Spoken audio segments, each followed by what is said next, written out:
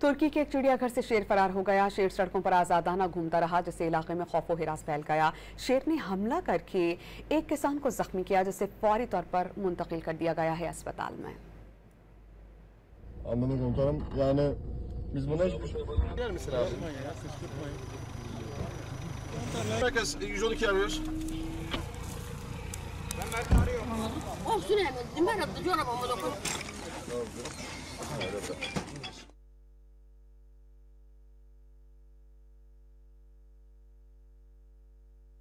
तुर्की के एक चिड़ियाघर से शेर फरार हो गया। शेर सड़कों पर आजादाना घूमता रहा, जिससे इलाके में खौफो हिरास फैल गया। शेर ने हमला करके एक किसान को जख्मी किया, जिसे फौरी तौर पर मुंतकिल कर दिया गया है अस्पताल में। Anladım komutanım. Yani biz buna... Yer misin abi?